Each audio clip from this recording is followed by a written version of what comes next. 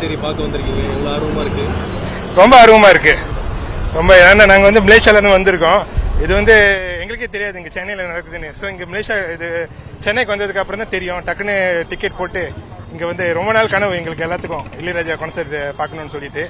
So அதுக்கு தான் வந்திருக்கோம். அவரோட கான்சர்ட் முன்னாடி லைவ்ல பார்த்துருக்கீங்களா இல்லை ஃபர்ஸ்ட் டைமா? இல்லை, லைவ்ல மலேசியாவில் வந்து 3 வாட்டி பார்த்துரும். 4 வாட்டி இருக்குமா, 4 வாட்டி பார்த்துரும். இது இங்கே 5வது வாட்டி சென்னை. வர வைக்கிறதுக்கு காரணம் அவரோட இசை தான். இசையை பற்றி சொல்லணுமா, எல்லாத்துக்கும் தெரியும். அவர் கிங் ஆஃப் மியூசிக்கு. ஸோ அதுக்காக தான் நம்ம வந்திருக்கோம்.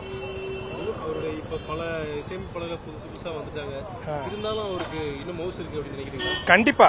கண்டிப்பா அவரோட இசையை கேட்டாலே நம்ம எல்லாத்தையும் மறந்துட்டு நம்ம வேற ஒரு உலகத்துக்கு கூட்டிட்டு போயிருவாரு. ஸோ அதுதான் அவரோட தனி மவுஸ். இளையராஜா வந்து எல்லா மோடுக்குமான பாட்டுமே போட்டிருக்காரு, சோகத்துல இருந்து ஹாப்பினஸ். ஆமா, நீங்க என்னென்ன மோடுக்கு என்ன மாதிரி பாட்டு கேட்பீங்க? ஆமா, கண்டிப்பா. நம்ம சோகமா இருந்தாக்கா அதுக்கான தனியா ஒரு மியூசிக் இருக்கும். நம்ம சந்தோஷத்துல இருக்கும்போது இன்னும் ஒரு சந்தோஷத்தை கொடுக்குற மாதிரி வேற ஒரு மியூசிக் கொடுப்பாரு.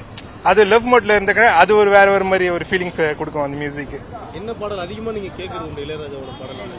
மெலோடிஸ் பாட்டு, ரொம்ப மெலோடிஸ் பாட்டு, அதுதான் மெயினா நம்ம கேட்போம். இந்த பாட்டு வந்து நான் அடிக்கடி கேட்பேன் அப்படின்னா என்ன பாட்டு சொல்லுங்க? என்ன பாட்டுனா ராஜா தி ராஜா உன் தந்திரங்கள், அது ராக்கம்மா கையத்தட்டு, அதெல்லாம் தென்றல் வந்து அதெல்லாம் எங்களோட ரொம்ப ஃபேவரட் சாங்.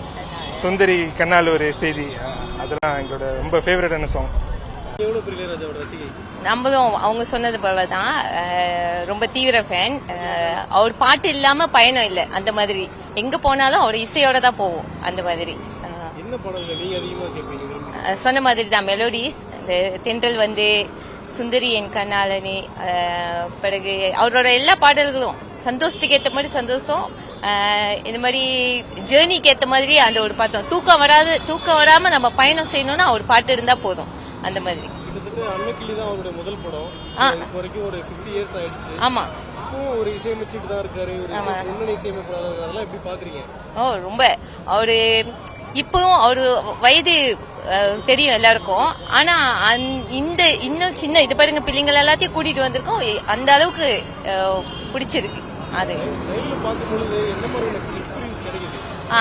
நம்ம ரேடியோல கேட்கறதுக்கும் லைஃப்ல பாக்குறதுக்கும் என்ன வித்தியாசம்னாக்கா, நம்ம லைஃப்ல பார்க்கும்போது அவர் ஒவ்வொரு பாடல் இசை அமைக்கும் போதும் அவரோட ஸ்டோரி, குட்டி குட்டி ஸ்டோரி சொல்லுவாரு. அது எங்களுக்கு ரொம்ப பிடிக்கும். அந்த பாடலை எப்படி உருவாக்குனாரு, அந்த உருவாக்குன கதைகளை சொல்லும் போது அதுவும் ஆச்சரியமா இருக்கும். ஏன்னா அவர் சொல்லுவாரு, இந்த பாடலை நான் இத்தனை நிமிஷத்துலயே நான் கம்போஸ் பண்ணிட்டேன்னு சொல்லும் போது அதெல்லாம் எங்களுக்கு ரொம்ப ஆச்சரியமா இருக்கும். ஏன்னா இப்படிப்பட்ட பாடலை சீக்கிரமா இசை அமைச்சிட்டாரா அப்படின்ட்டு. அதுதானே.